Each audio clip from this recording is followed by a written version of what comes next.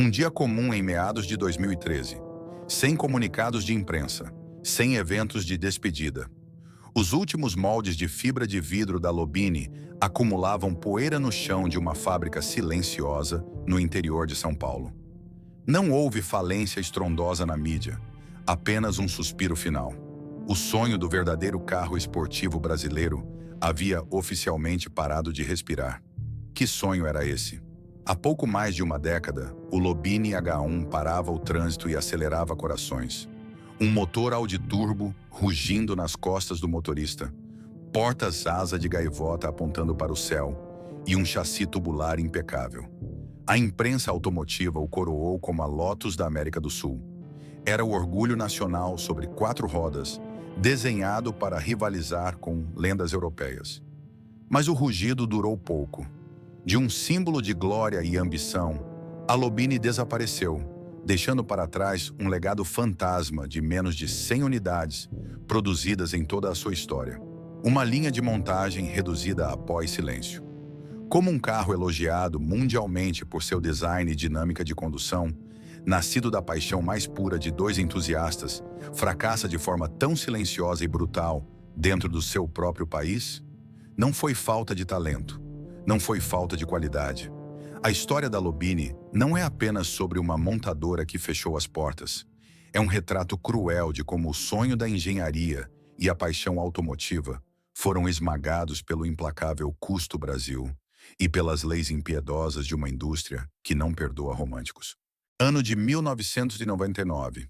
O Brasil encerrava a década com uma economia que ainda tentava se estabelecer sobre bases sólidas após os tremores iniciais e a revolução do Plano Real.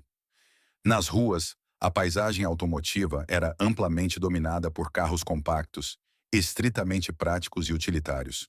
Motores 1.0 ditavam o ritmo lento e racional do asfalto nacional. Para os entusiastas da velocidade, a realidade era frustrante. A era de ouro dos foras de série brasileiros, máquinas passionais e de produção independente como o Puma, o Miura e o Santa Matilde, que reinaram entre os anos 70 e 80 devido às fronteiras fechadas para a importação, havia se tornado apenas uma lembrança nostálgica. Agora, com o mercado aberto, as ruas viam esportivos europeus, mas os impostos estratosféricos os tornavam um privilégio inalcançável para a imensa maioria. O Brasil, um país apaixonado visceralmente por automobilismo, berço de lendas das pistas, não fabricava mais sonhos sobre rodas. Havia um vácuo de emoção na indústria nacional. Foi exatamente nesse vácuo, no meio de um silêncio industrial resignado, que uma ideia improvável começou a tomar forma. José Orlando Lobo, um advogado bem-sucedido e aficionado por carros, e Fábio Biroli, um engenheiro brilhante com a mente voltada para a dinâmica veicular, compartilhavam uma mesma inquietação. Eles não queriam apenas colecionar carros antigos ou importar os mais recentes modelos da Europa. Eles queriam criar algo novo e genuíno. Algo que resgatasse o orgulho automotivo nacional, mas que fosse ancorado na modernidade, não na nostalgia. A ambição não era modesta. Eles queriam projetar e construir o melhor e mais puro carro esportivo que o Brasil já havia visto. Da fusão de seus sobrenomes, Lobo e Biroli, nascia no alvorecer de 1999 a marca que carregaria o peso desse sonho monumental, a Lobini. A filosofia por trás da Lobini era clara e implacavelmente purista. Lobo e Biroli não estavam interessados em construir um sedã de luxo ou um Gran Turismo focado no conforto. A bússola moral e técnica do projeto apontava diretamente para a Inglaterra, mais especificamente para a genialidade de Colin Chapman e sua lendária marca, a Lotus. A premissa fundamental era a sagrada relação peso-potência. O veículo precisava ter um peso extremamente baixo, aliado a uma altíssima rigidez torsional. O Lotus brasileiro precisava ser uma extensão direta do sistema nervoso do piloto, sem assistências eletrônicas intrusivas, sem luxos desnecessários, sem quilos extras.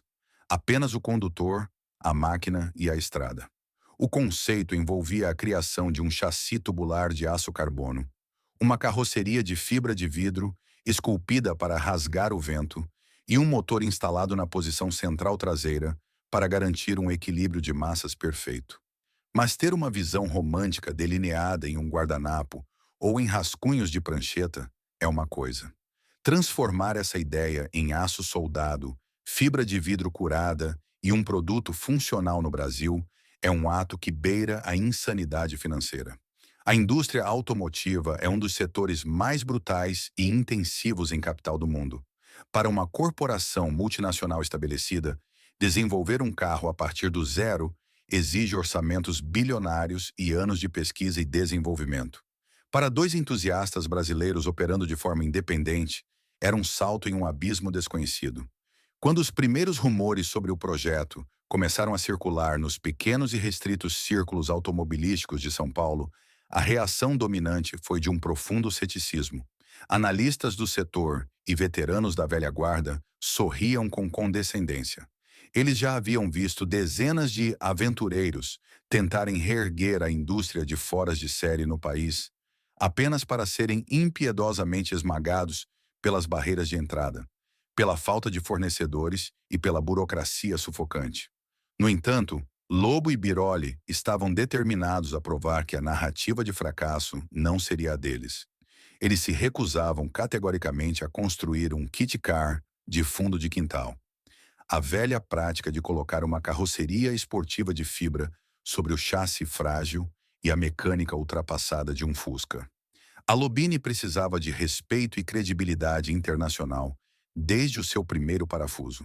Eles sabiam que apelar apenas para uma bandeira nacional não seria suficiente para vender o carro para clientes exigentes. A excelência em engenharia teria que falar por si mesma, de forma irrefutável. A tensão real começou a escalar rapidamente quando o projeto exigiu o seu primeiro grande e doloroso sacrifício: capital substancial. O ponto de não retorno foi cruzado quando milhões de reais do próprio bolso dos fundadores começaram a ser drenados em ritmo acelerado para financiar o desenvolvimento dos primeiros estudos de viabilidade geométrica, simulações de fluxo de ar e a contratação de especialistas em dinâmica de fluidos. Cada nova etapa era um desafio técnico monumental. O design precisava ser estonteante e agressivo, com portas abrindo para cima, desafiando a gravidade para conferir a aura inegável de um supercarro exótico. Um detalhe que exigia um nível de precisão nas dobradiças e no alinhamento da carroceria que pouquíssimos artesãos no Brasil dominavam.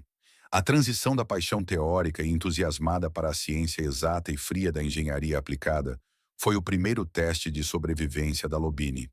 Eles não estavam apenas desenhando um veículo esportivo, estavam tentando erguer uma montadora do nada, remando contra a maré de um sistema econômico que parecia desenhado para desencorajar a ousadia industrial.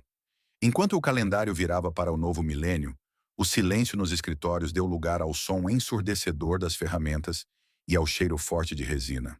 O esqueleto tubular começava a ganhar forma, provando que o sonho era físico. No entanto, para que aquele esqueleto ganhasse vida, o Lobini precisava de um coração, e a busca por esse motor os forçaria a cruzar oceanos e a enfrentar as complexidades de um desenvolvimento muito mais denso do que jamais imaginaram. A transição do papel para o metal e a resina exigiu muito mais do que apenas entusiasmo. Exigiu parceiros estratégicos que compreendessem a magnitude e a complexidade do desafio. No Brasil do início dos anos 2000, não havia uma vasta cadeia de fornecedores dispostos a apostar em um projeto de nicho, de baixíssimo volume e alto risco. Para resolver o problema crônico da carroceria, a Lobini tomou uma decisão técnica crucial. Buscou a expertise da Chamonix. A Chamonix NG Cars, sediada no interior de São Paulo, já havia construído uma reputação internacional invejável. Eles não eram meros fabricantes de réplicas de fibra de vidro. Eram artesãos meticulosos, cujas recriações do Porsche 356 e do Spider 550 eram exportadas e elogiadas globalmente, inclusive no restrito e exigente mercado europeu. A aliança com a Chamonix forneceu a Lobini o conhecimento empírico necessário para moldar a complexa carroceria do H-1. A fibra de vidro, embora mais leve e barata que o alumínio para produções em pequena escala, é um material temperamental. Exige precisão térmica e moldes perfeitos para evitar ondulações à contraluz, falhas estruturais e um acabamento final que denuncia amadorismo. Sob a supervisão dos técnicos experientes da Chamonix, o visual agressivo do carro começou a ser esculpido na realidade, com qualidade de exportação. Mas uma bela carroceria é apenas uma casca inútil se não estiver firmemente ancorada a uma estrutura capaz de suportar as forças brutais da condução esportiva de alto nível. Fiel à sua inspiração purista, a Lobini sabia que o chassi era a verdadeira alma do veículo. Para garantir que a dinâmica de condução pudesse, de fato, rivalizar com a da Lotus, eles não confiaram apenas em intuição ou simulações básicas de computador locais. A empresa cruzou o Atlântico e buscou consultoria em engenharia avançada no Reino Unido. A Inglaterra é, historicamente, o berço sagrado dos construtores de carros esporte de baixo volume e alta performance. Ao trazer o rigor e o know-how britânico para o projeto do chassi tubular de aço carbono, a equipe brasileira buscava a validação definitiva. O esqueleto do carro foi exaustivamente calculado e refinado para garantir que o centro de gravidade ficasse o mais próximo possível do solo e que a rigidez torsional suportasse curvas em alta velocidade sem qualquer flexão indesejada. Cada tubo soldado precisava estar no lugar exato, dimensionado para proteger os ocupantes e, simultaneamente, transferir cada imperfeição do asfalto diretamente para as mãos do motorista. O processo de pesquisa e desenvolvimento, P&D, consumiu milhares de horas de trabalho obsessivo e recursos escassos. Havia o desafio constante da tropicalização. O Lobini não poderia ser apenas um brinquedo de pista exclusivo para asfalto liso. Ele precisava sobreviver às vias imperfeitas, às valetas implacáveis e ao calor escaldante da realidade rodoviária brasileira. A suspensão independente precisou ser calibrada para lidar com esse ambiente hostil, sem perder a agilidade e a precisão afiada de um bisturi. Criar um protótipo funcional, um laboratório sobre rodas que sobrevive a algumas voltas em um autódromo fechado, é uma conquista formidável. Mas a Lobini não queria ser uma oficina de um carro só. O verdadeiro abismo entre o sonho artesanal e a indústria profissional reside na repetibilidade. O desafio que começou a tirar o sono de Lobo e Biroli não era mais como fazer este carro funcionar, mas sim como fazer dezenas destes carros exatamente iguais, com o mesmo rigor, semana após semana. Configurar uma linha de montagem, por menor que fosse, exigia uma logística implacável. Para cada peça desenhada sob medida, era necessário encontrar um fornecedor capaz de entregar no prazo e com consistência. Muitos grandes fornecedores da indústria nacional simplesmente ignoravam a Lobini, alegando que fabricar lotes de 50 peças por ano não justificava ligar suas máquinas. A empresa viu-se forçada a desenvolver matrizes próprias e assumir custos iniciais desproporcionalmente altos. A tensão entre a perfeição técnica idealizada e a dura e engessada realidade da manufatura automotiva no Brasil começava a se revelar, preparando o terreno para as batalhas que ainda estariam por vir. O esqueleto de aço e a pele de fibra precisavam de um coração que batesse forte, mas com confiabilidade inquestionável. Desenvolver um motor próprio estava fora de cogitação, uma loucura financeira que já havia levado dezenas de visionários automotivos à falência. A solução precisava ser pragmática, potente e, preferencialmente, contar com uma rede de assistência técnica já estabelecida no território nacional. A escolha de Lobo e Biroli foi um golpe de mestre em termos de engenharia de prateleira. O consagrado motor 1.8 de 20 válvulas turbo do grupo Volkswagen Audi. Este propulsor, que já equipava modelos de sucesso produzidos no Brasil como o Audi A3 e o Golf GTI, era um prodígio de robustez e potencial de preparação. A instalação deste bloco na posição central traseira do chassi tubular da Lobini, contudo, exigiu um verdadeiro malabarismo mecânico. O transeixo, o sistema de arrefecimento, o fluxo do escapamento, cada milímetro do cofre do motor precisou ser redesenhado.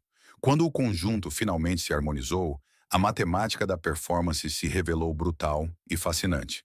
Com 180 cavalos de potência originais, empurrando uma estrutura ultraleve que beirava a marca de apenas 1.000 quilos, A relação peso-potência colocava o protótipo brasileiro em um território perigosamente próximo ao de superesportivos europeus consagrados. Os primeiros protótipos em fase final deixaram o confinamento dos galpões para sentir o asfalto abrasivo sob os pneus. Foi um momento de euforia contida. O clímax de anos de insônia. Pilotos de teste e os próprios fundadores levaram as chamadas mulas de desenvolvimento ao limite em pistas e rodovias desertas. A máquina respondia com uma agressividade visceral que há muito não se via na indústria nacional. O esterço era direto, comunicativo, sem o filtro anestesiante das direções superassistidas. A poucos centímetros da nuca do piloto, a turbina assobiava e espirrava, entregando uma patada de torque que esmagava o peito contra o cinto de 4 pontos. O Lotus brasileiro não era mais um delírio febril. Ele era físico, barulhento, absurdamente rápido e intimidador. Ele funcionava. No entanto, a embriaguez da velocidade na pista mascarava uma realidade fria e sombria que começava a tomar conta do chão de fábrica. A equipe da Lobini estava prestes a colidir de frente com a dolorosa fronteira entre a engenharia de protótipos e a engenharia de manufatura comercial. Construir um único carro perfeito, ajustando cada painel na lima, lixando a fibra à mão e corrigindo imperfeições individualmente, é um triunfo da paixão. Tentar transformar esse processo em uma linha de montagem previsível revelou-se um pesadelo logístico implacável. A fricção com a cadeia de suprimentos nacional tornou-se diária. Componentes que se encaixavam perfeitamente no carro número 1 apresentavam variações intoleráveis quando as primeiras peças do lote começavam a chegar. A maioria dos grandes fornecedores de autopeças no Brasil operava com lógicas de escala para dezenas de milhares de unidades. Como convencer uma estamparia ou uma fábrica de chicotes elétricos a interromper sua produção para fornecer apenas 50 conjuntos anuais para uma marca desconhecida? As portas se fechavam ou os orçamentos apresentados eram inflacionados a níveis que destruíam qualquer margem de lucro projetada. Para contornar o boicote velado do mercado, a Lobini viu-se forçada a internalizar a fabricação de dezenas de itens que deveriam ser terceirizados. Isso significava comprar mais maquinário, desenvolver matrizes próprias de altíssimo custo e inchar a folha de pagamento. A montagem de cada veículo deixava de ser um fluxo contínuo e se tornava um quebra-cabeça angustiante. Os alicerces da fábrica já estavam sob severo estresse financeiro. Eles tinham uma máquina espetacular nas mãos, um feito técnico que enchia de orgulho todos os envolvidos. Mas a estrutura desenhada para replicá-la era tão frágil quanto um castelo de cartas em um túnel de vento. O relógio corria rápido. O capital inicial queimava como combustível de aviação. E o Brasil precisava finalmente ver o que estava sendo forjado no interior de São Paulo. Era o momento de tirar o véu do protótipo, acender os holofotes e apresentar o Lobini H1 ao mundo, torcendo desesperadamente para que os aplausos fossem altos o suficiente para abafar o som das engrenagens financeiras que já rangiam perigosamente nos bastidores. O ano era 2002. O palco não poderia ser mais emblemático para a indústria nacional. O Salão do Automóvel de São Paulo. O evento, tradicionalmente dominado pelos estandes faraônicos das gigantes multinacionais, revelando seus veículos compactos e utilitários, guardava uma surpresa que mudaria o centro das atenções. Sob as luzes fortes do pavilhão do Anhembi, a Lobini retirou a capa do H1, revelando ao público o resultado final de anos de engenharia obsessiva, noites em claro e rios de dinheiro investidos. Para um público acostumado a ver lançamentos nacionais restritos a hatchbacks populares de plástico rígido, o impacto visual do Lobini foi um choque elétrico. Ele não parecia um carro brasileiro na acepção resignada da época. Com suas linhas aerodinâmicas agressivas que cortavam o ar como uma lâmina, perfil extremamente baixo e as espetaculares portas que se abriam para o alto, desafiando a gravidade, o H1 tinha a presença e a audácia de um supercarro europeu puro sangue. A multidão rapidamente se aglomerou ao redor do estande modesto, porém magnético, da marca. Flashes pipocavam incessantemente, refletindo na pintura impecável da carroceria de fibra de vidro. José Orlando Lobo e Fábio Biroli, exaustos mas inebriados pela adrenalina do momento, finalmente viam sua criação ser banhada pela admiração pública. A consagração visual inicial havia chegado. O carro não era mais um segredo industrial, era uma realidade tangível. Mas o verdadeiro teste de fogo para qualquer carro que ouse se intitular esportivo não acontece sob os holofotes acolhedores de um salão de exposições. Acontece no asfalto abrasivo, nas mãos impiedosas, céticas e analíticas dos jornalistas automotivos. E foi nesse cenário implacável que o Lobini H1 provou que sua beleza não era superficial. Quando as principais revistas especializadas do país, publicações rigorosas como a Quatro Rodas e a Auto Esporte, finalmente colocaram seus pilotos de teste no banco, tipo concha do veículo, o veredito foi quase unânime e esmagadoramente positivo. O H1 entregava, com violência e precisão, exatamente o que prometia. Uma experiência de condução visceral, crua e sem filtros. A cabine era espartana, desprovida de luxos supérfluos, projetada exclusivamente ao redor da ação de pilotar. Um volante esportivo Momo, pedais de alumínio perfeitamente posicionados para o punta-taco e instrumentos analógicos. Os críticos ficaram maravilhados com a dinâmica do chassi tubular, que justificava cada centavo gasto com a consultoria britânica. A ausência intencional de direção hidráulica, freios ABS ou controles eletrônicos de tração não foi criticada como uma falha tecnológica, mas celebrada como o maior trunfo do carro.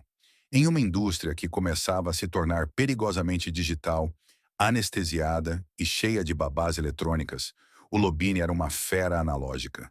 O motor 1.8 turbo de 20 válvulas catapultava os escassos 1.030 quilos do veículo de 0 a 100 km, o H, em cerca de impressionantes 6 segundos. As respostas aos comandos do acelerador eram imediatas e brutais.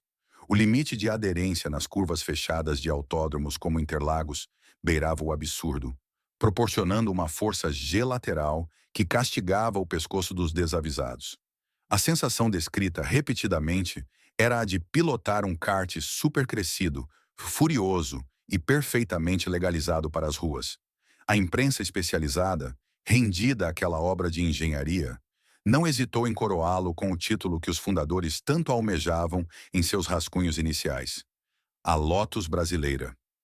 O eco dessas avaliações entusiásticas ultrapassou as páginas técnicas das revistas. De repente, o Lobini H1 tornou-se um símbolo renascido do orgulho nacional. Ele provava que a engenharia brasileira, quando libertada das amarras corporativas e movida pela paixão incondicional, era capaz de conceber uma máquina formidável, capaz de encarar lendas consagradas. A elite financeira do país, tradicionalmente consumidora voraz e exclusiva de Porsches, BMWs e Ferraris importadas, começou a olhar para a pequena fábrica em Cotia, no interior de São Paulo, com uma genuína curiosidade. Ter um Lobini na garagem tornou-se, por um breve, intenso e brilhante momento, a declaração definitiva de estilo e de patriotismo para os petrolheads, com alto poder aquisitivo. Era o brinquedo de fim de semana perfeito para milionários excêntricos e colecionadores que queriam algo exclusivo. Uma máquina que atraía mais olhares nos bairros nobres de São Paulo ou na orla do Rio de Janeiro do que esportivos italianos que custavam o triplo do preço. O telefone do escritório de vendas tocava, potenciais clientes agendavam test drives emocionantes e o nome da marca circulava nas rodas de conversa dos country clubs mais seletos. Havia uma sensação palpável e inebriante de vitória no ar. A equipe da Lobini sentia que havia decifrado o código impossível. Eles haviam sobrevivido à parte mais cruel da jornada criativa, conceber o esportivo perfeito do zero e forçar o mundo a reconhecê-lo de pé, aplaudindo. No entanto, por trás das capas de revistas reluzentes, dos prêmios de design e dos sorrisos largos nos eventos de pista, uma nuvem fria e escura começava a se formar sobre o telhado da fábrica.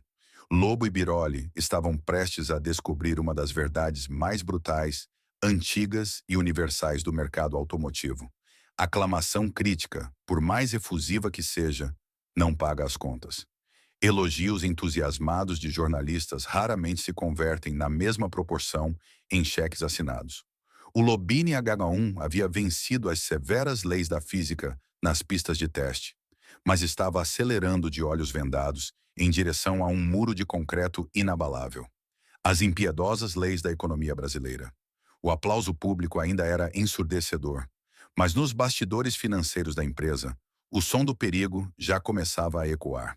A euforia do salão do automóvel e os elogios rasgados da imprensa automotiva agiram como uma dose potente de adrenalina, mas o efeito logo começou a passar, dando lugar à dura ressaca de uma realidade implacável. Com os holofotes desligados, as capas de revistas arquivadas e os pedidos iniciais de clientes entusiasmados devidamente registrados, a equipe da Lobini voltou para as instalações da fábrica em Cotia com uma missão assustadora. Eles não precisavam mais vender um conceito ou um sonho de pista. Precisavam fabricar, certificar e entregar dezenas de veículos perfeitamente acabados para uma clientela de elite com expectativas altíssimas. Foi exatamente nesse momento de transição, da engenharia de exibição para a manufatura comercial, que a pequena empresa colidiu de frente com o inimigo mais antigo, silencioso e letal da indústria nacional, o infame custo Brasil. Para compreender a magnitude do abismo financeiro que José Orlando Lobo e Fábio Biroli começavam a encarar, é preciso desconstruir o que significa fabricar algo tão complexo quanto um automóvel em solo brasileiro, especialmente operando fora das zonas de isenção fiscal ou dos grandes polos industriais estabelecidos e protegidos por incentivos governamentais massivos. O custo Brasil não é apenas uma força de expressão usada em discursos políticos. É um emaranhado asfixiante de impostos em cascata, infraestrutura logística deficiente, juros exorbitantes e uma burocracia estatal que parece desenhada para punir a produção e desencorajar qualquer inovação independente. A Lobini, em sua busca incansável pela perfeição purista e dinâmica, havia concebido um carro que exigia componentes de primeiríssima linha. Embora o coração do veículo, o motor e o câmbio do grupo Volkswagen e Audi, fosse de origem e fabricação nacional, uma infinidade de outras peças vitais para o desempenho do H1 precisava ser importada ou desenvolvida sob medida. Quando componentes específicos cruzavam a fronteira brasileira, eles não apenas sofriam a oscilação da conversão cambial, mas eram imediatamente esmagados por uma montanha impiedosa de tarifas. Imposto de importação, IPI, ICMS, PIS e COFINS. O preço de uma peça muitas vezes dobrava ou triplicava antes mesmo de chegar à prateleira da fábrica em São Paulo. A situação com o fornecimento local de peças não era menos dramática ou custosa. A gigantesca indústria de autopeças brasileira foi historicamente estruturada para alimentar conglomerados transnacionais, fornecendo lotes de 100 mil unidades com margens de lucro microscópicas, ganhando exclusivamente no volume colossal. Quando os compradores da Lobini batiam à porta dessas indústrias, pedindo um lote de 50 pares de faróis ou 30 conjuntos de suspensão recalibrados, a resposta era invariavelmente hostil. O silêncio, a recusa categórica ou a apresentação de orçamentos tão inflacionados que inviabilizavam qualquer equação matemática saudável, tornaram-se a rotina do departamento de compras. A montadora independente era considerada pequena demais para exigir atenção ou descontos comerciais, e o projeto do H1 era sofisticado demais para aceitar peças genéricas de qualidade inferior. Sem o poder de barganha de uma multinacional, a Lobini foi empurrada para uma armadilha logística. Teve que verticalizar a produção de dezenas de itens que deveriam ser terceirizados. Isso significava que operários altamente qualificados passavam horas fabricando manualmente dobradiças, suportes e pequenos componentes que, em uma linha normal, chegariam prontos em caixas. A produção do esportivo não era uma coreografia industrial eficiente. Era um exercício exaustivo de artesanato industrial em câmara lenta. O chassi tubular de aço exigia dezenas de horas de solda com precisão cirúrgica. A carroceria de fibra de vidro precisava de infinitas sessões de lixamento manual para atingir a lisura perfeita, sem ondulações visíveis à contraluz, antes de sequer pensar em receber a pintura. Não havia braços robóticos ou prensas gigantescas automatizadas. Havia apenas o esforço físico repetitivo e as mãos de mecânicos e laminadores trabalhando até a exaustão. E enquanto a produção se arrastava no seu ritmo artesanal, o relógio financeiro corria na velocidade de um carro de Fórmula 1, queimando o caixa da empresa a cada nascer do sol. A matemática simplesmente se recusava a fechar. Na fase de prancheta, a estimativa otimista era de que o Lobini H1 chegasse às ruas com um preço competitivo, capaz de atrair não apenas milionários excêntricos, mas também entusiastas de classe média alta, dispostos a investir as economias de uma vida em um autêntico esportivo nacional. No entanto, quando a guilhotina tributária brasileira terminava de descer sobre cada componente montado, o preço final do carro precisava ser brutalmente reajustado para cima, apenas para que a fábrica não operasse em um déficit paralisante. E, mesmo com os aumentos sucessivos, a margem de lucro por veículo era perigosamente estreita, sendo quase varrida pela inflação e pelos juros operacionais. O choque de realidade atingiu seu ápice quando a tabela de preços oficial encontrou o mercado. O H1 deixou de ser o sonho acessível do entusiasta para se tornar um item de luxo extremo. Seu valor de mercado o colocou subitamente em uma zona de colisão comercial direta com gigantes globais estabelecidos. Um cliente com aquele volume de capital disponível poderia ignorar a fila de espera artesanal, entrar em uma concessionária blindada no bairro dos Jardins e sair dirigindo um Audi TT importado, um BMW ZT4 ou até mesmo um Porsche Boxster seminovo. Carros que, embora talvez não oferecessem a mesma pureza visceral, crua e exigente nas pistas, entregavam ar-condicionado digital Dual Zone, acabamentos refinados em couro costurado à máquina, centrais multimídia, redes de assistência técnica em quase todas as capitais do país e, acima de tudo, o peso incontestável de um emblema centenário no capô. Como convencer a elite financeira brasileira, um grupo historicamente apegado ao status social seguro que as marcas europeias conferem, a preencher um cheque de 6 dígitos por um carro de fibra de vidro espartano, fabricado por uma montadora que nem sequer existia 5 anos antes? A Lobini exigia de seus compradores um ato de fé automobilística e uma dose monumental de patriotismo. De fato, muitos deram esse salto, impulsionados pela exclusividade de guiar uma máquina que quebrava pescoços nas ruas. Mas o mercado dos chamados early adopters é geologicamente raso e finito. Quando os primeiros fãs incondicionais já tinham seus H1 estacionados na garagem, as vendas esfriaram abruptamente, colidindo com o ceticismo de chumbo do consumidor padrão do segmento de alto luxo. Para José Orlando Lobo e Fábio Biroli, a pressão deixou de ser criativa para se tornar puramente existencial. O chão de fábrica exigia injeções de capital de giro constantes e implacáveis para honrar as folhas de pagamento, comprar matérias-primas que não paravam de encarecer e manter o ritmo lento da manufatura manual. A energia vital que nos anos anteriores era gasta em túneis de vento, acertos milimétricos de suspensão e testes aerodinâmicos, agora era drenada em madrugadas de planilhas financeiras e em reuniões tensas e exaustivas com credores e gerentes de banco. O sonho original não havia falhado em sua premissa de engenharia. O carro continuava sendo uma obra-prima técnica, elogiado por quem quer que o conduzisse no limite. O que estava falhando, ou melhor, o que estava sendo ativamente sufocado, era a própria viabilidade de existir enquanto indústria em um cenário macroeconômico tóxico. A Lobini provou que o Brasil tinha talento humano e genialidade para construir um superesportivo de classe mundial. Mas a dura e fria lição do custo Brasil estava sendo gravada com ácido nos balanços contábeis da montadora. Paixão não subsidia linhas de montagem e excelência técnica não oferece imunidade contra a asfixia tributária.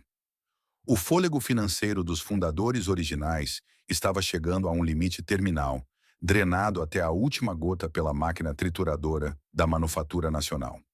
O silêncio parecia o único destino inevitável para as ferramentas da fábrica. A menos, é claro, que um milagre financeiro, um resgate de última hora, mudasse o curso da história. E, no ano de 2006, esse milagre pareceu cruzar os portões da fábrica em Cotia, sob o nome de um novo e ambicioso grupo. O ano de 2006 trouxe consigo o peso inevitável da exaustão.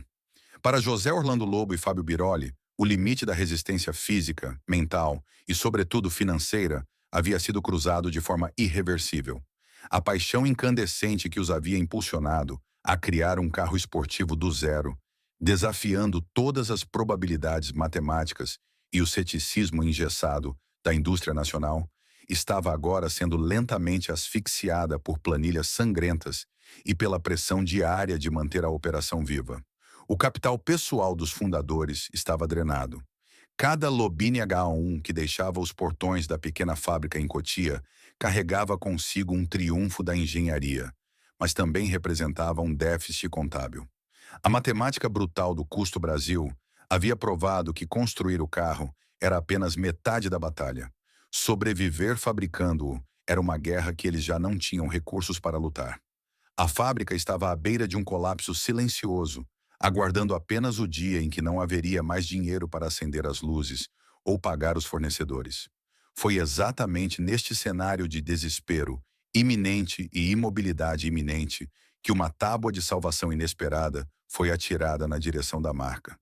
A Brax Automóveis, um grupo de investimentos apoiado por empresários com bolsos muito mais profundos e uma visão agressivamente corporativa, viu no Lobini não um projeto falido, mas um diamante bruto subcapitalizado.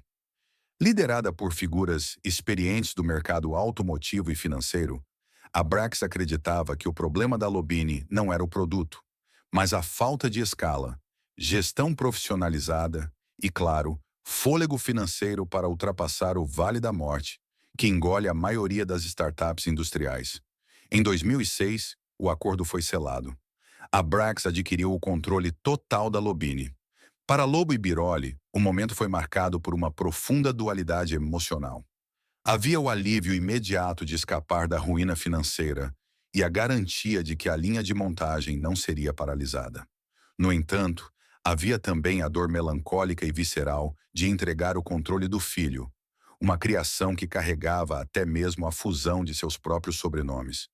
O sonho do esportivo purista brasileiro ainda estava vivo, mas a partir daquele momento, ele pertencia a um conselho de acionistas, não mais aos sonhadores de prancheta.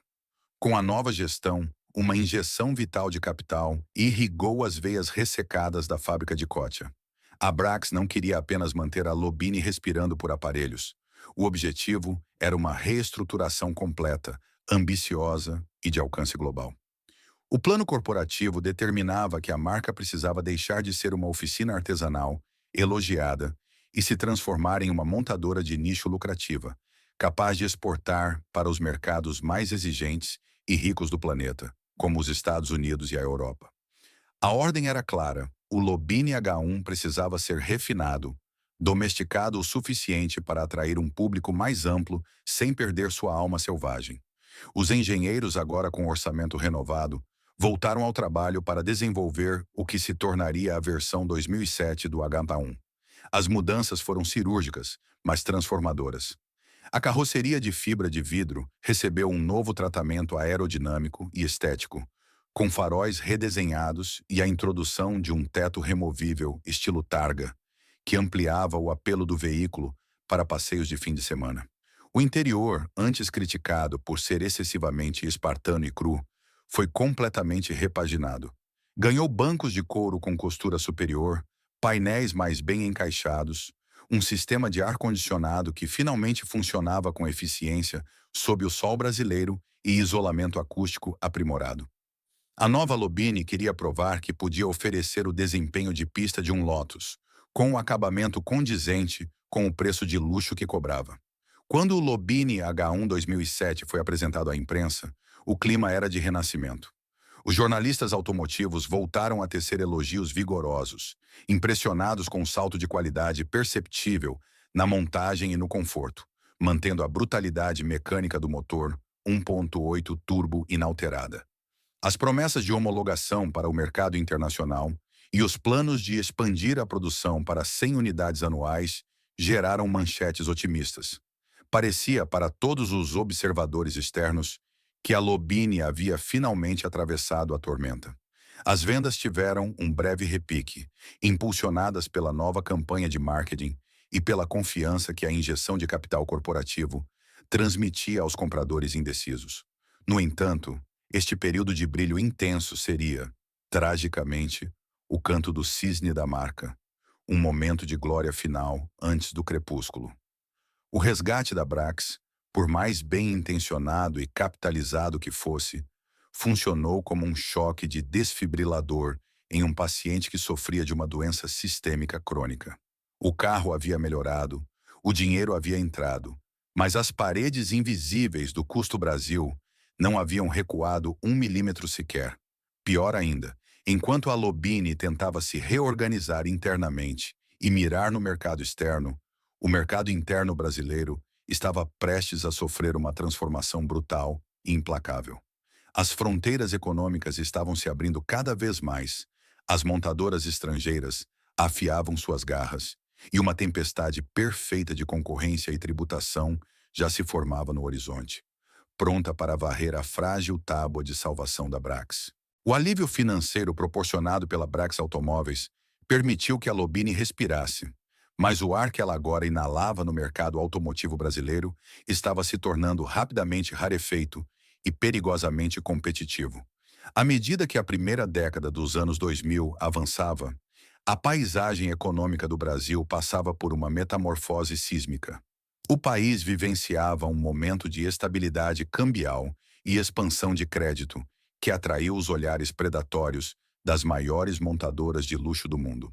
As fronteiras, antes protegidas por uma teia quase impenetrável de restrições de importação que historicamente favoreciam as iniciativas nacionais, começaram a se abrir, ainda que sob forte tributação, para uma enxurrada de excelência estrangeira.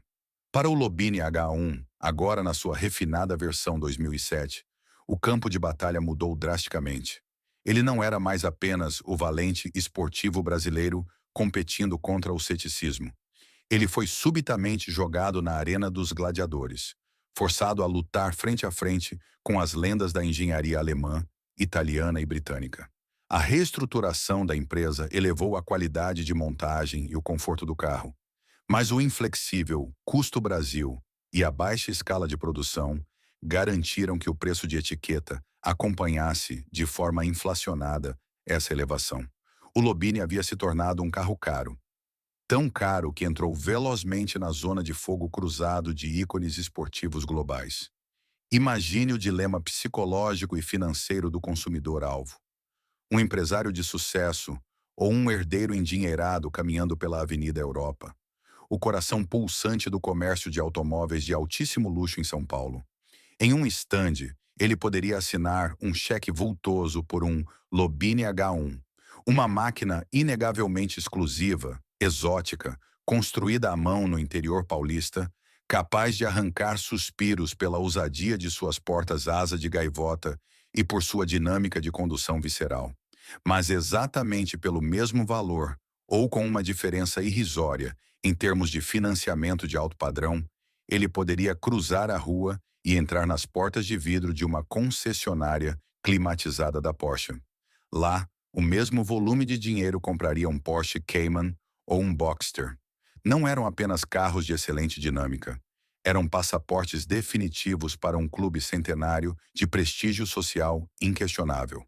Um Porsche entregava o peso histórico de um emblema de Stuttgart no capô. Uma engenharia de precisão refinada por décadas nas pistas de Nürburgring. Câmbios automatizados que beiravam a perfeição, interiores forrados em couro costurado por precisão milimétrica e, o mais importante para muitos, uma facilidade de uso diário que o Lobini puramente analógico e esportivo jamais poderia oferecer. Se chovesse, o teto do europeu tinha uma vedação laboratorial. Se o trânsito parasse na Marginal Pinheiros, o ar-condicionado digital mantinha a cabine em um oásis de silêncio e conforto. As montadoras estrangeiras não trouxeram apenas seus carros para o Brasil. Elas trouxeram infraestruturas de pós-venda implacáveis.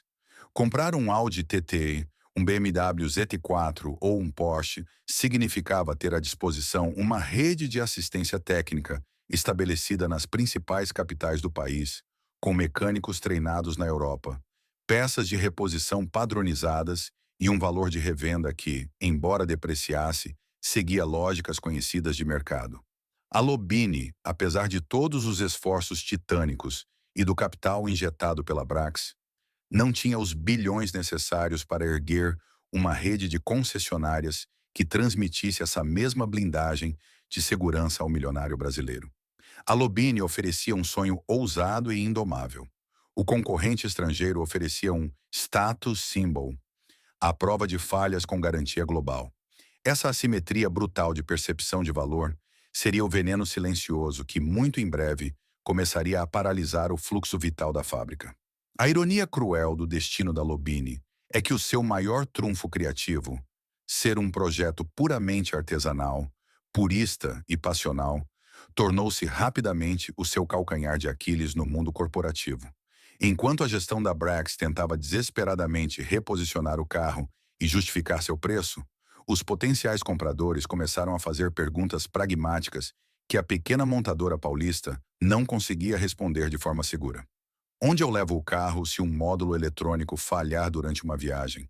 Quanto tempo demora para chegar uma peça estrutural caso ocorra uma pequena colisão? Qual será a liquidez e o valor de revenda deste veículo exótico daqui a 3 anos, quando a euforia do lançamento passar? Para as marcas tradicionais europeias, as respostas para essas perguntas estavam prontas e institucionalizadas através de décadas de presença global e bilhões investidos em pós-venda. Para a Lobini, cada dúvida do consumidor era um obstáculo comercial colossal. A tentativa de criar uma rede de distribuição autorizada esbarrou no mesmo pragmatismo frio do mercado. Grandes concessionárias multimarcas de veículos de alto padrão exigiam margens de lucro gordas para ceder espaço nobre em suas vitrines e assumir o risco de manutenção, algo que a equação financeira já estrangulada da fábrica em Cotia simplesmente não comportava.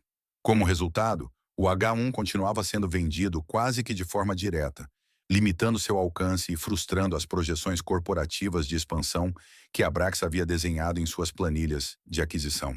Para justificar o investimento e manter a operação sustentável, o plano de negócios exigia que o número mágico de produção e venda de dezenas de carros anuais fosse não apenas atingido, mas mantido. No entanto, o nicho de entusiastas e early adopters, dispostos a abrir mão do conforto germânico e do status inquestionável de um emblema importado em prol de um esportivo cru, nacional e exigente ao volante, secou muito mais rápido do que qualquer análise de risco corporativa poderia prever. O H1 não era de forma alguma um carro para ir ao escritório ou encarar o trânsito pesado. Era um segundo, ou talvez terceiro, veículo na garagem de um milionário. Um brinquedo de track day e passeios curtos. Quando a novidade começou a perder o seu brilho de exclusividade e a concorrência estrangeira tornou-se mais agressiva com financiamentos e novos modelos, o telefone do departamento de vendas da Lobini começou a emudecer. O piso da fábrica, que anos antes fervilhava com a energia magnética e otimista de uma startup revolucionária, começou a experimentar o silêncio corrosivo da ociosidade. A paixão inegável que moldou a fibra de vidro e soldou os tubos de aço colidia agora, frontal e violentamente, contra a barreira intransponível do lucro não realizado. A diretoria da Brax Automóveis percebeu, da maneira mais custosa possível, a amarga verdade que José Orlando Lobo e Fábio Biroli já haviam descoberto na própria pele. No Brasil, a genialidade automotiva independente não morre por falta de talento na prancheta ou de velocidade na pista. Ela sangra até a morte em fluxos de caixa deficitários, asfixiada por um ecossistema econômico hostil que pune a falta de escala industrial com precisão letal. O oxigênio do resgate corporativo estava finalmente chegando ao fim. Sem novos pedidos substanciais para alimentar a linha de montagem, A Lobine entrava de forma irreversível e silenciosa na reta final de sua existência. A agonia final de uma montadora raramente é anunciada por uma explosão dramática, um incêndio ou um comunicado de imprensa bombástico distribuído em rede nacional. Ela chega sorrateiramente, rastejando pelo chão de fábrica, na forma de um silêncio frio e paralisante.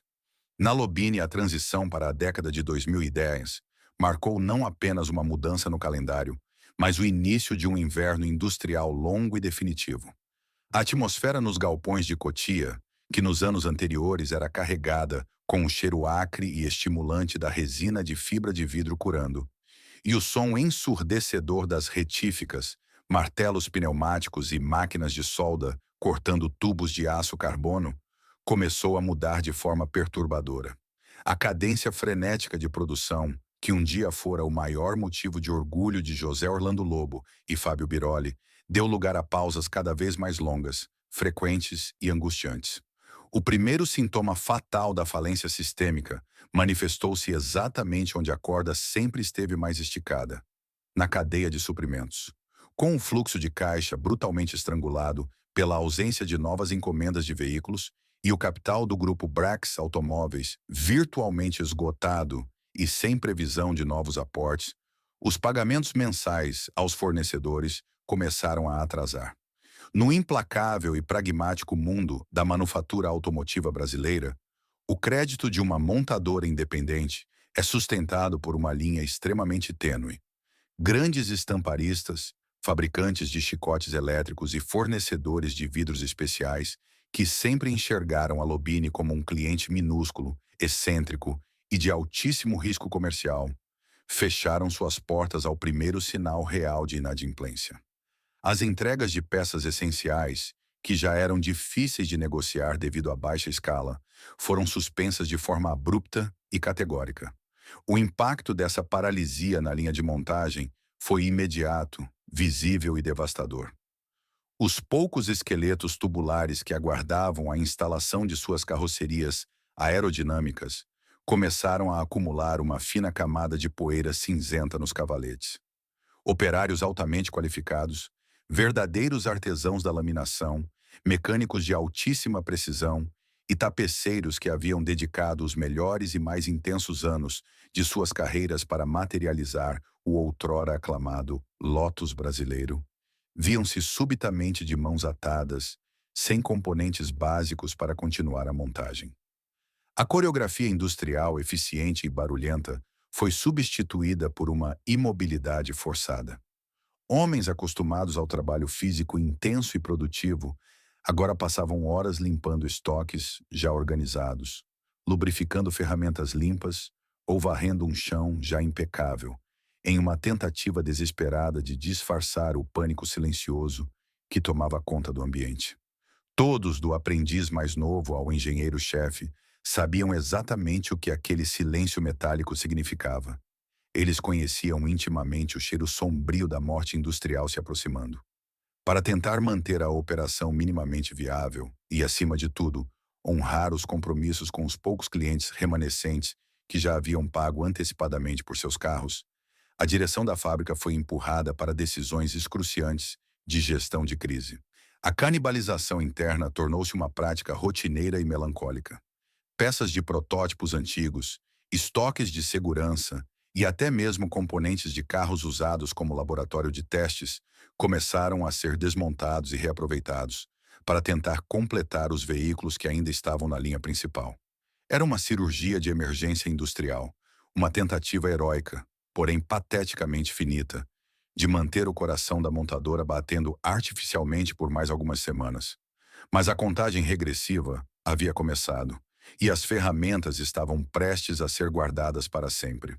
O esforço sobre-humano para honrar os últimos contratos foi o ato derradeiro de respeito da equipe para com a própria criação.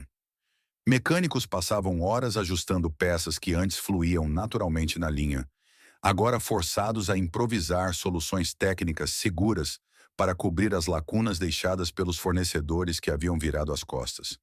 O clima de incerteza era palpável, denso como a poeira que começava a se assentar sobre os maquinários inativos.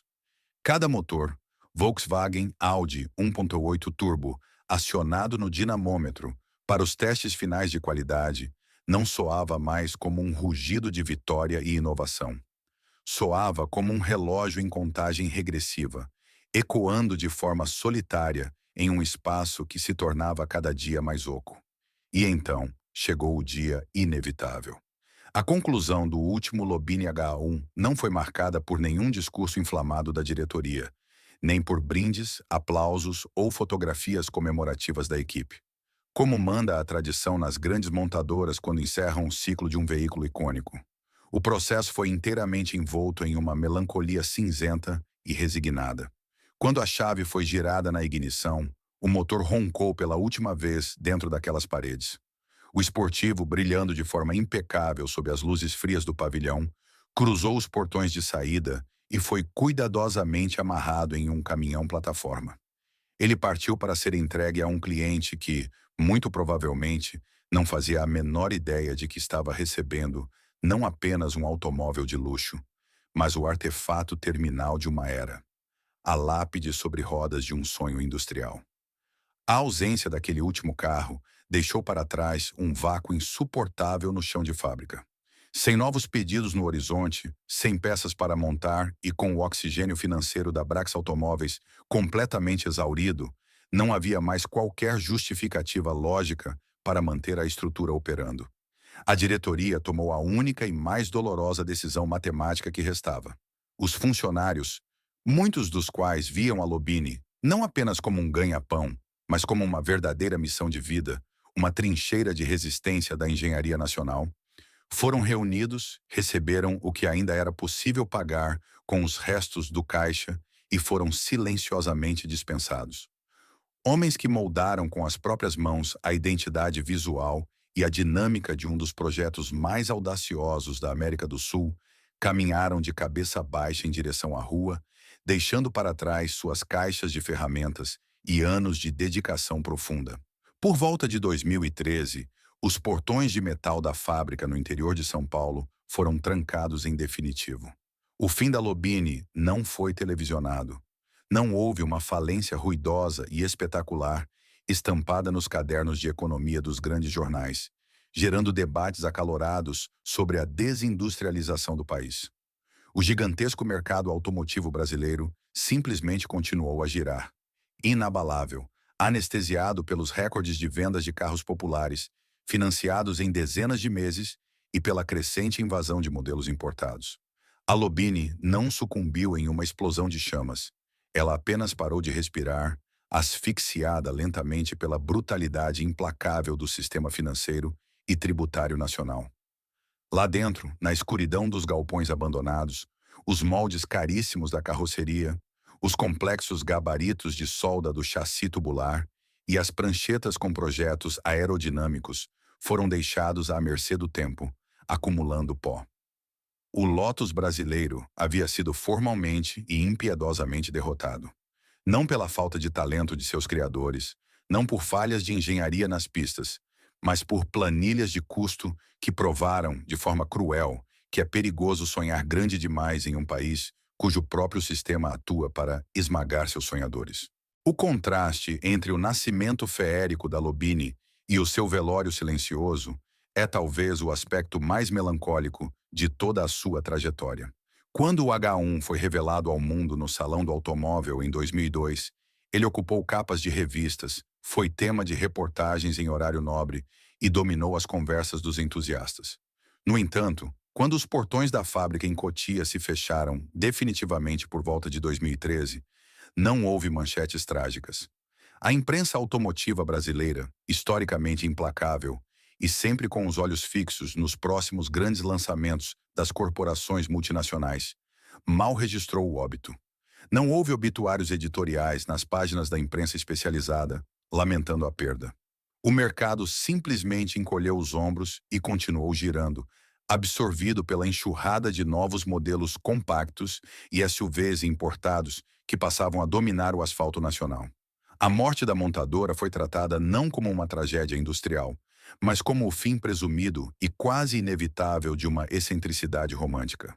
O espaço físico que antes abrigava a linha de montagem foi rapidamente esvaziado, varrido e devolvido ao anonimato do mercado imobiliário corporativo.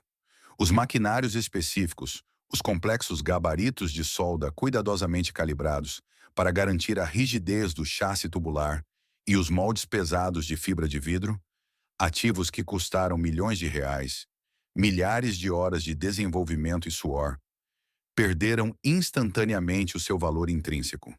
Sem uma montadora para dar sentido a eles, tornaram-se apenas metal inerte e sucata sem propósito no mercado. A infraestrutura que deveria sustentar uma revolução esportiva no Brasil foi desmantelada e espalhada aos ventos, apagando de forma impiedosa qualquer vestígio físico de que ali, um dia, máquinas capazes de desafiar a lógica econômica haviam sido forjadas. Para os recursos humanos da empresa, a transição foi uma queda dura e abrupta, de volta à realidade ordinária.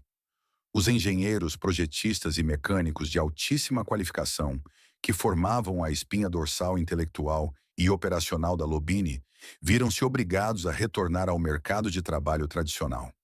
Homens que passavam seus dias afinando a suspensão independente de um carro de motor central traseiro para devorar curvas em autódromos, agora precisavam buscar emprego nas linhas de montagem padronizadas das grandes marcas. O contraste psicológico foi brutal.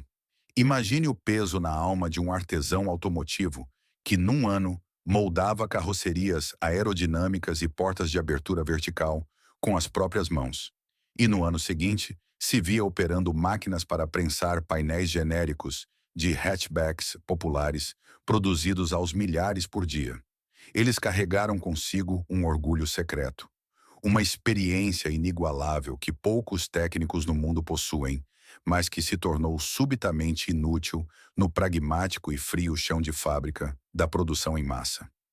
Mas se a fábrica desapareceu e os criadores se dispersaram pelo setor industrial, o que aconteceu com o produto final? O verdadeiro e indiscutível legado físico da Lobini reside nas menos de 100 unidades do H1 que conseguiram escapar da linha de montagem antes do colapso financeiro. Esses veículos não evaporaram, eles se tornaram nômades de aço e resina, dispersos de forma silenciosa por garagens climatizadas e coleções particulares secretas em estados como São Paulo, Paraná, Santa Catarina e Rio de Janeiro. Hoje o Lobini H1 transcendeu a categoria de mero veículo de transporte ou brinquedo de track day, para se transformar em um autêntico artefato histórico, uma anomalia fascinante da engenharia brasileira. Eles raramente são vistos no trânsito engarrafado do dia a dia. Contudo, quando aparecem em eventos de carros clássicos ou encontros de superesportivos nos fins de semana, o efeito é imediato e magnético. Um H1 estacionado invariavelmente atrai uma multidão curiosa, superando muitas vezes o interesse gerado por superesportivos italianos ou alemães modernos e reluzentes que estão ao seu lado. O público mais jovem os observa com perplexidade, tentando decifrar um emblema desconhecido, enquanto os veteranos do automobilismo se aproximam com um misto de reverência profunda e saudosismo melancólico. No entanto, manter vivo esse legado sobre rodas no mundo contemporâneo é um exercício de dedicação extrema e paciência quase irracional. O veículo tornou-se o que a indústria chama cruelmente de carro órfão. Não há concessionárias para consultar. Não há um número de serviço de atendimento ao consumidor para ligar pedindo assistência técnica oficial. E não existe um estoque de fábrica para peças de reposição. Enquanto o coração da máquina, o motor e o câmbio, ainda encontra facilidade de manutenção em oficinas especializadas pela sua origem corporativa, qualquer dano a um componente exclusivo da carroceria, um braço de suspensão ou um simples detalhe do acabamento interno exige um esforço monumental.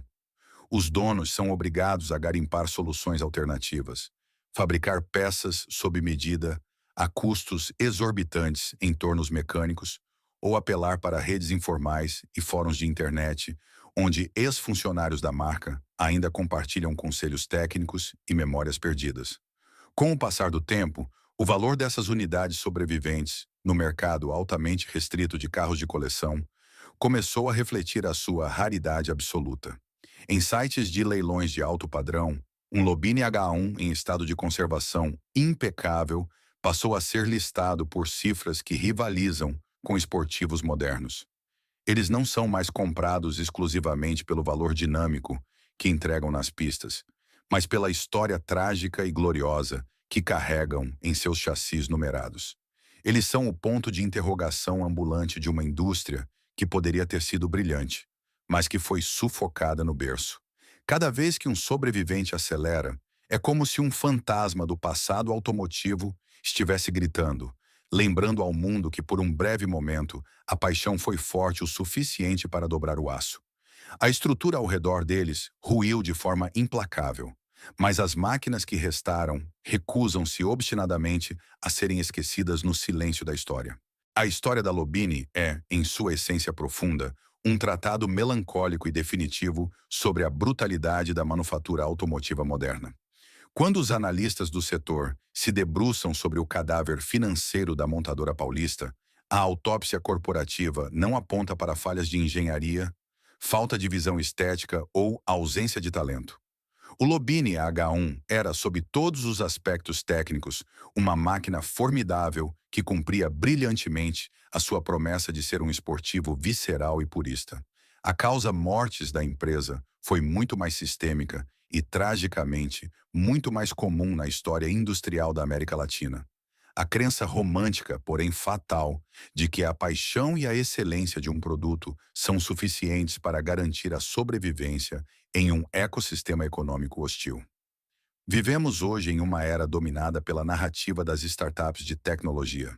No Vale do Silício ou nos polos de inovação de São Paulo, o mito do empreendedor de garagem que constrói um império digital a partir de linhas de código tornou-se o padrão de sucesso. Nesse mundo virtual, o custo marginal de replicação de um software é praticamente zero, e a escala global pode ser atingida com um clique.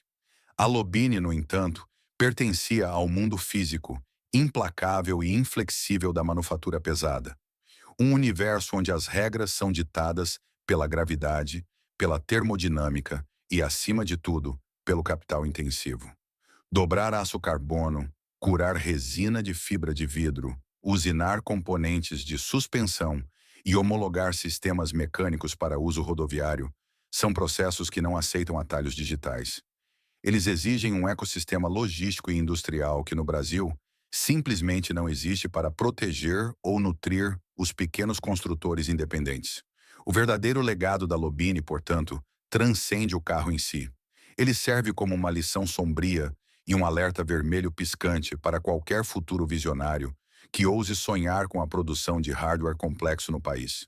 O fim da marca provou que, na indústria automotiva contemporânea, o oxigênio que mantém uma empresa viva não é a criatividade, mas sim a escala. Para diluir os custos fixos astronômicos de desenvolvimento e as barreiras tributárias do custo Brasil, uma fábrica precisa produzir e vender em grandes volumes.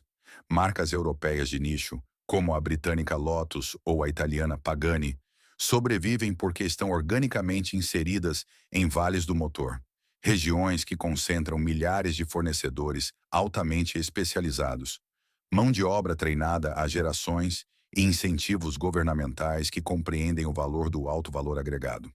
A Lobini, por outro lado, era um oásis solitário tentando prosperar em um deserto logístico e tributário. Ela lutou uma guerra quixotesca, armada apenas com paixão e inteligência, contra a artilharia pesada de um mercado estruturado para favorecer a importação subsidiada ou a produção massificada de veículos de baixo custo. O impacto humano dessa derrota reverbera de forma silenciosa. A queda da montadora representou não apenas a destruição de valor financeiro, mas a evaporação de um know-how inestimável. Engenheiros que haviam aprendido a domar a dinâmica de fluidos e a calibrar chassis tubulares para alta performance viram-se dispersos. O sonho de estabelecer uma escola brasileira de design esportivo, capaz de formar novas gerações de talentos automotivos, fora do engessado padrão corporativo multinacional, foi abortado. O Brasil, um país que idolatra Ayrton Senna, Nelson Piquet e Emerson Fittipaldi, Continua a ser uma nação de pilotos e consumidores vorazes, mas consolidou-se, de forma resignada, como uma nação incapaz de fabricar as próprias lendas sobre rodas. A Lobini juntou-se ao panteão dos sonhos interrompidos, colocando o seu nome ao lado de outras tentativas heróicas e falidas da independência automotiva nacional, como a Puma, a Hofstetter e, em um contexto mais utilitário, a gigantesca Gurgel. Hoje, quando folheamos antigas revistas de automóveis do início dos anos 2000, as imagens do Lobini, Amun com suas portas-asa de gaivota abertas, parecem pertencer a uma linha do tempo alternativa. Um futuro brilhante e promissor que nos foi roubado. A ausência de um sucessor, de um Lobini H2 nas ruas, é o lembrete constante de que o mercado não tem compaixão por sonhadores subcapitalizados. A marca foi esquecida pelo grande público e ignorada pelos livros de história econômica oficial, mas o seu sacrifício não foi totalmente em vão. O legado da Lobini permanece gravado no asfalto quente dos autódromos, onde os poucos sobreviventes ainda rodam, e na memória daqueles que acreditam que o valor de um país se mede também pela sua capacidade de criar e inovar na mais complexa das indústrias. Ela nos ensina que a paixão é a faísca que inicia a combustão, mas sem o combustível do pragmatismo econômico e do apoio estrutural, até o fogo mais brilhante se apaga. O Lotus brasileiro viveu rápido, brilhou intensamente e morreu jovem, deixando para trás um belo, rápido e trágico monumento à coragem industrial. A história da Lobini ecoa como um motor silenciado muito antes do seu tempo.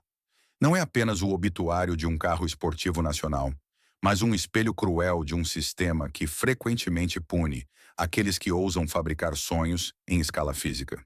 José Orlando Lobo e Fábio Biroli provaram de forma irrefutável que o Brasil possui o talento, a precisão e a engenharia necessários para criar máquinas capazes de desafiar a física e rivalizar com lendas do mercado mundial. O Lobini H1 foi, e para sempre será, um triunfo da determinação purista. No entanto, a paixão não opera no vácuo. A queda silenciosa desta pequena montadora nos ensina uma lição dolorosa sobre a brutalidade da indústria de manufatura. A excelência técnica e o amor incondicional ao projeto são insuficientes quando esmagados por um ecossistema econômico hostil. O custo Brasil, a falta de escala e a ausência de uma rede de apoio estrutural atuam como uma barreira de concreto contra a qual até as melhores ideias acabam colidindo. Em um mundo onde o sucesso rápido e escalável das startups digitais rouba a cena, o sacrifício de se construir hardware complexo, de soldar aço e moldar fibra, torna-se um ato quase quixotesco, reservado apenas para os verdadeiramente corajosos. O Lotus brasileiro saiu de linha e os galpões de Cotia foram esvaziados, mas a história não termina em um silêncio absoluto. O rugido cru e mecânico que ainda ressoa dos poucos Lobines sobreviventes, guardados e mantidos vivos por entusiastas obstinados, é a prova de que a coragem de tentar nunca é totalmente apagada das ruas. O fracasso comercial da marca não diminui a sua brilhante vitória humana e tecnológica. A Lobini permanece como um monumento agridoce à audácia industrial latino-americana. Se essa jornada pelos bastidores melancólicos da engenharia automotiva brasileira despertou alguma reflexão em você, deixe seu comentário abaixo. Na sua opinião, o que falta para que o nosso país pare de sufocar seus próprios sonhadores industriais? Não se esqueça de se inscrever no canal e ativar as notificações para não perder nossos próximos documentários sobre os gigantes silenciados e os impérios esquecidos da nossa história econômica. Um grande abraço e até a próxima.